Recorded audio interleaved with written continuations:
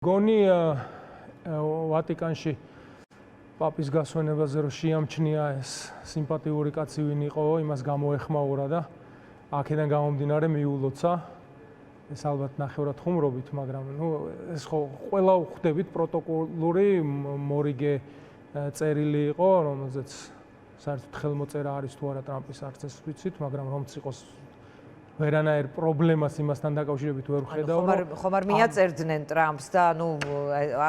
ალბათ რაღაც საელჩო და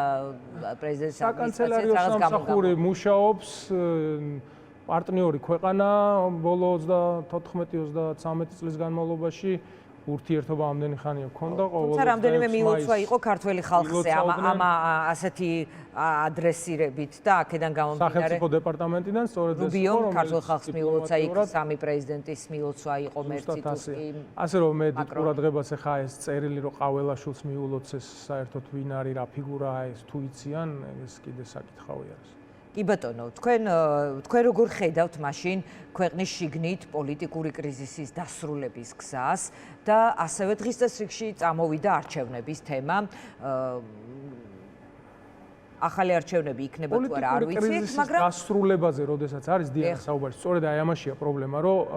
ეს ხალხი, ჩვენი პარტნიორები, ჩვენი კოლეგები ოპოზიციაში ხედავ პოლიტიკური კრიზისის დასრულებას ეძახიან ბიძინამ რომ ჩაგვიტაროს ხელახლა არჩევნებიო და სინამდვილეში ეს პოლიტიკური კრიზისი ისე უნდა მოხდეს რომ ჩვენი ერთიანობით, ჩვენი საერთო ძალისხმევით, საპროტესტო აქციებით, ჩვენი სამოქალაქო სექტორით, რუსთაველის გამზირზე კიდევ უფრო მეტი ადამიანის მობილიზებით, კიდევ უფრო მეტად უნდა გამწვავდეს სინამდვილეში პროტესტი, რომ ეს ვერტიკალი დაიშალოს. აი დაშლილ ივანიშვილის რეჟიმის ვერტიკალზე მე ბუნებრივად უკვე ორგანულად ჩატარდება ის საპარლამენტო არჩევნებიც და იქ დადგება რეალური ადვილად დაშლადია ივანიშვილის ვერტიკალი. ეხლა ადვილად დაშლადი არაფერი არ არის, ადვილად დაშლადი, ანუ ავტოკრატიული რეჟიმები ადვილად დაშლადი არ არის ხოლმე, ერთი და ორი კვირა ამას არ ყოფნის, ხანდახან წლები ჭირდება, ჩვენ რაც უფრო სწრაფად დავმობილიზდებით, რაც უფრო სწრაფად შევიკრებით, კონსოლიდირება მოხდება საერთო ძალისხმევის და საერთო ამოცანებზე ფოკუსირდებით და ამ პროცესში, რაც ყველაზე მნიშვნელოვანი ასპექტია ამ ყველაფრის, გადმოვიყვანთ ჩვენ მხარეს იმ ადამიანებს, რომლებსაც ჯერ კიდე რაღაც ილუზია შეიძლება ჰქონდეთ, რომ ოცნება შეერთებულ შტატებთან დაალაგებს, ევროპისკენ წაგვიყვანს, ყველაფერი კარგად იქნება. ოქტომბერშიც 41 გავაფერადე და მომავალშიც ამათი მხარდამჭერი ვრჩებია ესეთი ადამიანები, რაც უფრო ნაკლები დარჩება და იდეალურ შემთხვევაში ძალიან პატარა პროცენტი იქნება მათი მხარდამჭერების და ყველა მოემხრობა საპროტესტო ტალღას, იმ მუხტს გააძლიერებს, რომელიც არის რუსთაველზე, აი მაშინ ჩამოიშლება ეს ვერტიკალი. ასე ხდება ეს არის თუ არა უფრო გრძელი გზა, არა? გრძელი გზა, ეხა ეს რამდენიმე თვეშიც ხდება ხოლმე, შეიძლება ცოტა მეტი დაჭირდეს, მე ზუსტად ვერ გეტყვით. დიაგნოზს, ასე რეცეპტს ვერ გამოწე, რამდენ თვიანი პროცესია ეს. ჩვენ ვიცით ერთი რამ,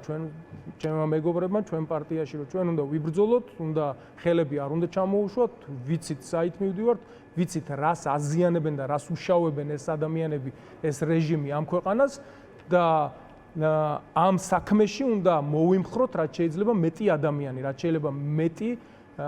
საქართველოს მოქალაქე უნდა ჩავთოთ საპროტესტო საერთო მოძრაობაში. თქვენ გაქვთ განსხვავებული, სხვათა შორის სულ ვაკვირდები ეს ხაზი გაქვთ, რომ ივანიშვილის ჩატარებულ არჩევნებში შესვლას არ აქვს, რომ უნდა დამთავრდეს და მერე იყოს არჩევნები, ეს როგორ ხდება? არ ვიცი, მაგრამ ნახეთ, დანარჩენი პარტიები არიან ახალ არჩევნებს ითხოვენ. აი როგორ არის ახლა? ახალი არჩევნები პატიმრები. არის პარტიები საერთოდ გიორგი გახარია დღეს ამბობს, რომ მე მივდივარ ადგილობრივ თვითმმართველ ყველა შემდეგ არჩევნებში ადგილობრივ არჩევნებში ოპოზიციური საპროტესტო მოძრაობის ღალატი პირდაპირ გეტყვით აი ის ადგილობრივი არჩევნები გაცნობიერებული ღალატია არჩევნების რევოლუციის გზას არ ვემხრობი არჩევნების გზას ვემხრობი და აქედან გამომდინარე მივდივარ ყველა არჩევნებში ყველაფერი რევოლუციაა მთავრობას თუ გადააყენებ რევოლუცია მოაწყე როგორ აყენებთ როგორ ეგრე ვაყენებთ დიანა ეგრე მეტ ხალხს მოიმხრობ გექნება 80-85 არ ვიცი რამდენი პროცენტი გითხრა აბსოლუტური უმრავლესობა ქართული საზოგადოების აბსოლუტური უმრავლესობა თუ მართლობაში უგებ და ყველაფერს უგებ ხო და მაგაც გეუბნები რომ გაყალბებას ვეღარ შეძლებს ეგეთ მდგომარეობაში ვერტიკალი ჯერ ვერტიკალი იშლება და შემდეგ უკვე ვეღარ გიყალბებს იმ არჩევნებს ხვდებით ხო საით მიდის ესე ვთქვათ როგორ უნდა აეწყოს თანმიმდევრობა პოლიტიკური პროცესის რომ ის ვერტიკალი, რომელიც არის სუსი, რომელიც ხალხს აშინებს, რომელიც ყიდულობს, რომელიც პროპაგანდაა, რომელიც მუშაობს, ის ესე ვთქვათ, ის ფული, ის ეგრეთ წოდებული ძველი ბიჭები თუ კრიმინალები სინამდვილეში სუსის ნასეტკები, რომლებიც გამოშვებული არიან საარჩევნოდ და თავის სამეზობლოებში და უბნებში დაძრწიან, რომ ხმებზე იმუშაონ და შეაშინონ, არ ვიცი, მეზობლები და ასე შემდეგ. აი ეს მანქანა, როდესაც ვერტიკალი ჩამოშლია, როდესაც დასუსტებულია მაქსიმალურად რეჟიმი, იმიტომ რომ ყველა პირობითად, ყველა აბსოლუტური უმრავლესობა მოსახლეობის არის ოპოზიციურად განწყობილი და საპროტესტო აქციის მხარეს, ამას ვეღარ აკეთებს და მე რა უნდა ჩატარდეს. ეს ხაზია აქ ეხლა ეგ ხაზია აქ პროტესტს, რომელიც ამ ტიპის გაფართოებაზე გავა? კი, სხვათა შორის, აი მუდმივ ბოლო პერიოდში გესმით ბოლო კვირებში, რომ ბოლომდე მთავრობა გადავაყენოთ თვითონ იქ რუსთაველზე არჩევნები ჩაგვიტარებ ბიძინა ივანიშვილო აღარ ამბობენ მაგას მხოლოდ რეალ პოლიტიკოსი სალომე ზურაბიშვილისგან ზოგიერთი პოლიტიკოსისგან თუ მოვისმენთ რომ ბიძინამ არჩევნები უნდა ჩაგვიტაროს და ჩემი აზრით თუ გაინტერესებთ პირადი ვინც მაგას ითხოვს დღემდე ვინც ვერ გაერკვა სინამდვილეში არჩევნები როდის უნდა ჩატარდეს რა უნდა მოითხოვო პოლიტპატიმრების გათავისუფლება ერთი საქმეა და საერთოდ არანაირ კავშირში არ არის ვადამდელ თუ ხელახალ არჩევნებს პოლიტპატიმრების ამ სინდის პატიმრების გათავისუფლებას რა თქმა უნდა ითხოვდა იმიტომ რომ მორალური ადამიანური პოლიტიკური ყველანაირ განზომილებაში ჩვენი საკეთებელი საქმეა და ის პროტესტი რო არის სწორედ მაგმიზნითაც არის რა თქმა უნდა რომ ის ახალგაზრდები გამოიხსნათ ციხიდან, მაგრამ ის ვინც აი ხელახალი ბიძინას მიერ ჩატარებული არჩევნებზე არის თანახმა და ყაბულს, იმას უბრალოდ უნდა რომ ფრაქცია კონდეს, პარლამენტში იყოს იმ წრეზე ალბათ პარლამენტი ანიქნება ან არა საპარლამენტო არჩევნებს რო ითხოვენ, ჩაგვიტაროს ბიძინამ რომ ითხოვენ, ხო რა? რომელიც ანიქნება ან არა თქვა ამას. რომელიც ანიქნება საკრებულოს ნამდვილად იქნება. საკრებულოსი რო იქნება, საკრებულო კი არ უნდათ ანუ სალომე ზურაბიშვილს და მის კოლეგებს უნდა პარლამენტში ფრაქცია მანდატი ქონდათ 62 მანდატი მაშინ პრეზიდენტი იყო ზურაბიშვილი ანუ სალომე ზურაბიშვილს უნდა ფრაქციის წევრობა პარლამენტში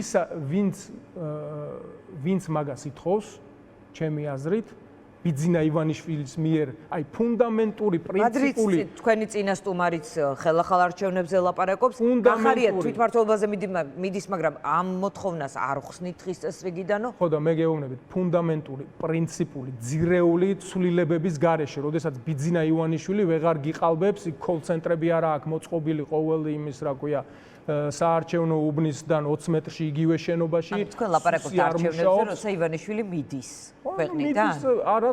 ან ქვეყანაში არის თუ არა მაგას არ აქვს პრინციპული მნიშვნელობა ის ვერტიკალი ის რეჟიმი ვეღარ მოქმედებს და არ აყალბებს არჩევნებს ვერ აყალბებს მხოლოდ ამის მერე იწყებ კომისიების წევრებზე ხა ხო კომისიების წევრების შერჩევა დაიწყოთ რომ ამბობენ ეს მახსენებს ხოლმე სექტემბერ-ოქტომბრის პერიოდს მთავრობის წევრები შევარჩიოთო რომ ამბობდა ხოლმე ქალბატონი ზურაბიშვილი მაშინ ჩვენ კანდიდატურა შერჩეული ყავდა ხო და ნუ აი ხა ეს მთავრობანას თამაშის დრო გვაქვს ჩვენ ჯერ უნდა გადახტე და ჰოპლა მერე დაიძახო საერთოდ ცხოვრებისეული წესი. ნაციონალურ მოძრაობას აქვს სრულიად განსხვავებული პოზიცია დანარჩენ პარტიებისგან განსხვავებული. ვისაც ვინც თანახმა ამისი, ან იმ პირველ წრეზე რო არ გამოვიდა და მანდატი და ასე ვთქვათ, ყველანი გამოვედით იმ პარლამენტიდან, ამით არის უკმაყოფილო და მეორე ცდაზე უნდა რომ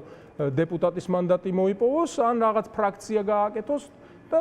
თანახმაა რომ ბიძინა ივანიშვილის უმრავლესობის პარლამენტში ფრაქცია კონდეს და ასე ვთქვათ დეპუტატის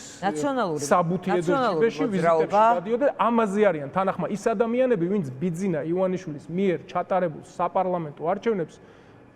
ემხრობიან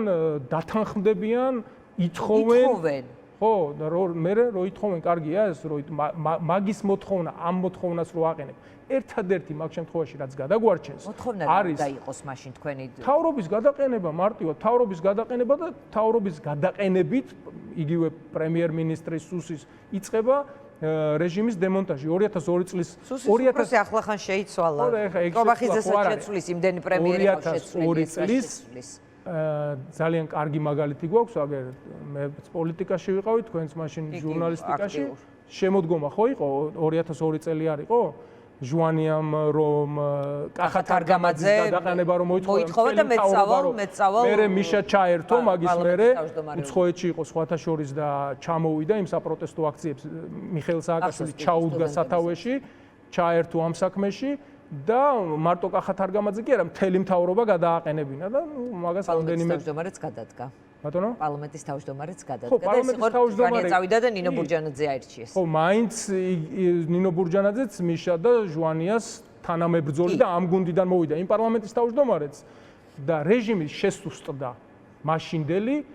ერთიათად დასუსტდა იმ ცვლილებით და იმ ესე ვთქვათ ვერტიკალის ჩამოშლით. თქვენ მაინდამაინც ყველაფერი წინააღმდეგობის პლატფორმიდან გამოხვედით ცალსახად არ ხართ ესე კი არ გამეორდება ერთ-ერთში copy paste-ით, ხო? ეს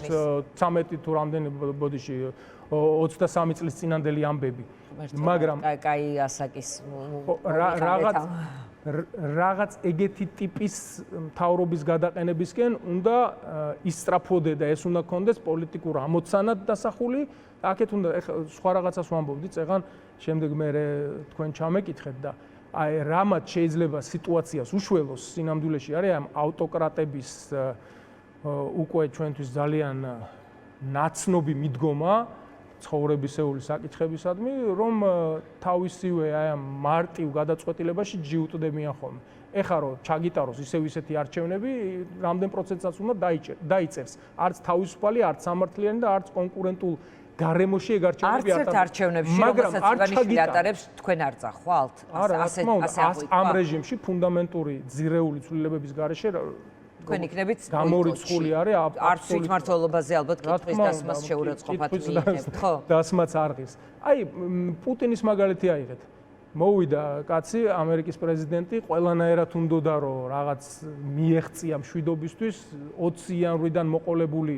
აქებს, ადიდებს, ეფერება, უყვავებს, ეუბნება რომ მოდი ესე ვთქვათ უკრაინასთან რაღაცაზე მოვრიგდეთ, ყირიმის ცნობაზეც კი ხელს აწერდა, ხო რაღაც მომწიფებული ქონდა შეერთებული შტატების მხრიდან რაც მივიდა ფორმულირებამდე, ყველაფრამდე, მაგრამ ის კაცი ხო მივიდა, იმიტომ რომ ის ავტოკრატი ადამიანი პუტინი გაჯიუტებული ამ თავის გადაწყვეტილებაში, აი მაინც უნდა რომ ბოლომდე მიიყვანოს ის რაღაცა ელემენტარული პროგრამა მინიმუმი მაინც შეასრულოს, ის დონეცკი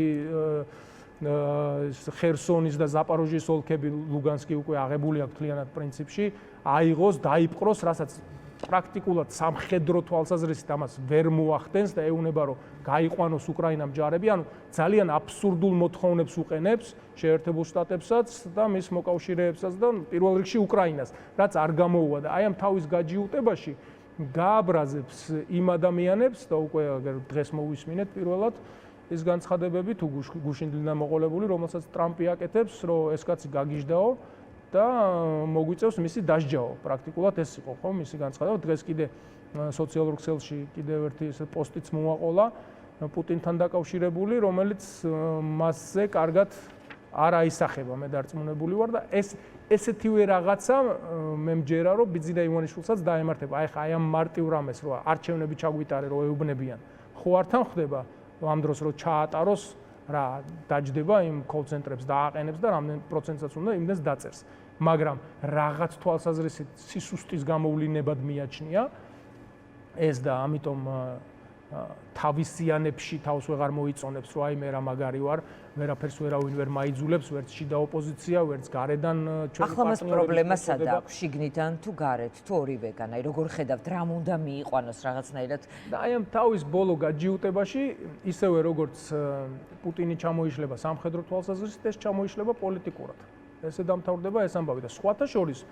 ერთი მეორეზე გადაბმულებიც არიან. პუტინის კრახი და დამარცხება რუსეთში, წარუმატებლობა, მოდი ასე ვთქვათ, რბილად ნიშნავს ბიძინა ივანიშვილის შესუსტება და წარუმატებლობასაც. ესეც პირდაპირ კავშირშია და ამ თვალსაზრისით, ანუ გეოპოლიტიკურ კონტექსტშიც კარგად ვითარდება მოვლენები.